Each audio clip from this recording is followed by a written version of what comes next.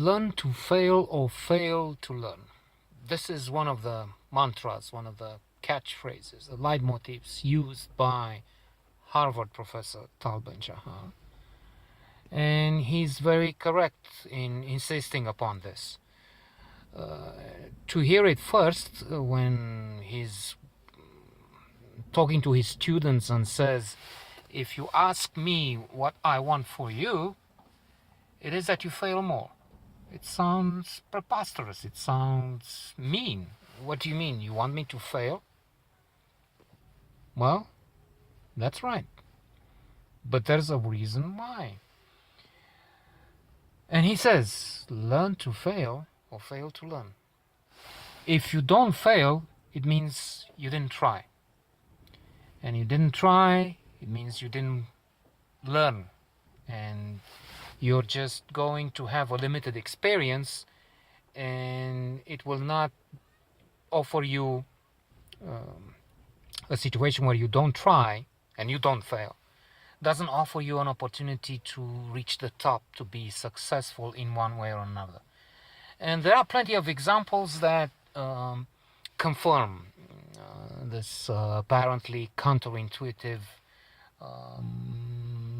absurd statement. In Edison, Thomas Edison, in inventing the light bulb, he has tried 10,000 times or more. Indeed, when he was interviewed, he was asked, they said, well, look, you think you will succeed? It was before the ultimate successful result, the final try.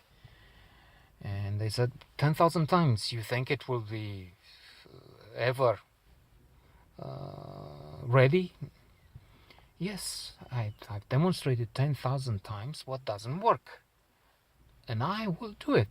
And he did. But it took so many unsuccessful attempts, or unsuccessful, to see it from his perspective.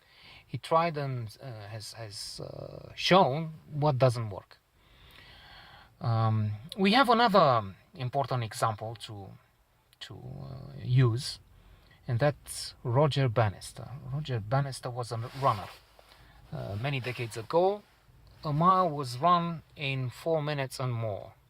And doctors, professionals, athletes consider that this is the limit. The human body cannot do any better. It's 4 minutes for the mile, and that's it. Only this Roger Bannister said, well, I will run in under 4 minutes. Words create worlds. There's another interesting statement from the same Harvard professor. Wonderful man, obviously. And indeed, this man set his mind, had the mindset that he will succeed, as opposed to the others who said it's not even worth trying. Well, stick with the 4-minute mile, and that's it, because that's the human limit. That's what experts, doctors said, and so on. And indeed, Roger Bannister was the first to run the mile in under 4 minutes.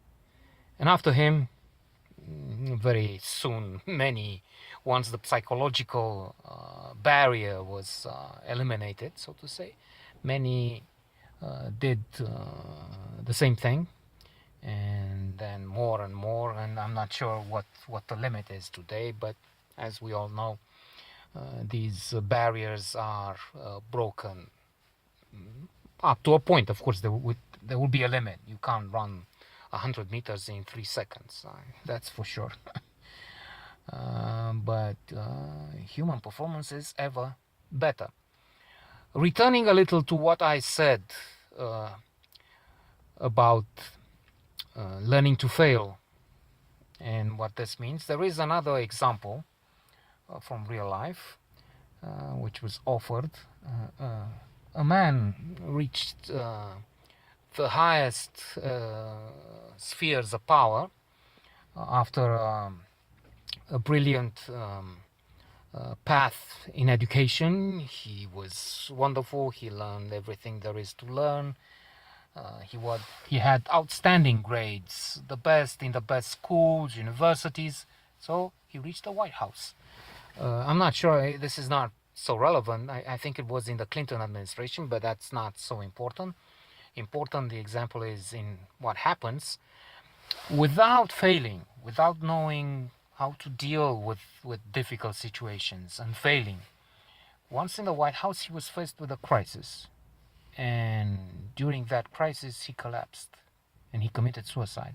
Of course, this is an extreme example, but it also goes to prove that we need to be able to face tough moments, and we need to learn to fail, or we will fail to learn, in the words of Tal Ben Shahar.